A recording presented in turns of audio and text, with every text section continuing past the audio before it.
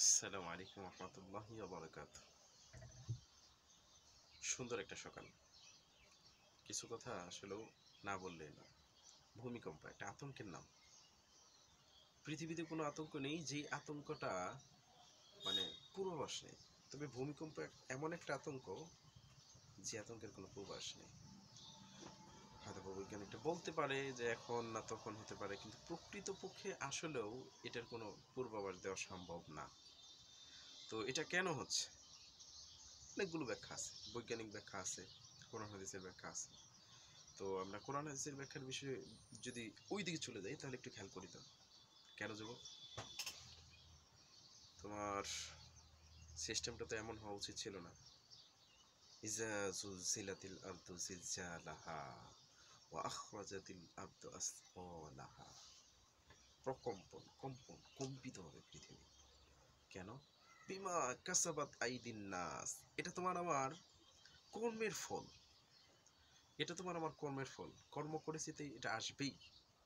তাই জন্য যখন দেখা যাবে বাড়িতে বাড়িতে অলিতে গলিতে নারী নর্তকী হয়ে যাবে, এখন কি হয়ে গেছে? ভূমিকম্প। এটা এটা নিয়েও কি হচ্ছে? এটা নিয়েও টিকটকার, কবর নিয়ে টিকটক, ভূমিকম্প নিয়ে টিকটক, মসজিদ নিয়ে টিকটক, মাদ্রাসা নিয়ে টিকটক, জিনা নিয়ে টিকটক, খাদ্য নিয়ে টিকটক, বাথরুম বেডরুম প্রাইভেসি সব কিছু নিয়ে টিকটক। কেন? মরতে হবে বিশ্বাসটা নাই, কারণ মনের কথা তার জানা নেই। সাবধান, এ ব্যাপারে আমাদেরকে সাবধান থাকতে হবে। আমরা একটু চিন্তা করব, এই যে জিলজাল, ভূমিকম্প, কম্পন, এটা আসার পিছনের কারণ, অন্যতম কারণ আমরা নিজেরাই। আল্লাহ তাআলা যেন আমাদেরকে এখান থেকে বেঁচে থাকার তৌফিক দেন।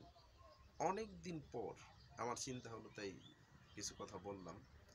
আমাকেও যেন আল্লাহ তাআলা বেঁচে থাকার তৌফিক দেন ভূমিকম্প থেকে। পারবো? হ্যাঁ, ভূমিকম্পের একটা দোয়া আছে। ভূমিকম্পের কি একটা আছে? দোয়া আছে। সেই দোয়াটা আমাদের কি করতে হবে? পড়তে হবে। এই ভিডিওটা লং হয়ে যাবে, এই জন্য এই ভিডিওতে আমি বলছি না। পরে ভূমিকম্পের দোয়ায় মানে ভূমিকম্প নিয়ে একটু কথা বলে ওইখানে বলার চেষ্টা করব।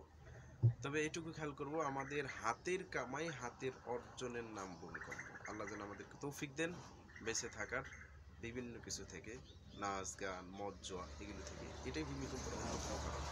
জমিন সহ্য করবে তো আপনাকে? এটা প্রশ্ন রেখে শেষ করছি। আসসালামু আলাইকুম রহমতুল্লাহি ওয়া বারাকাতুহু।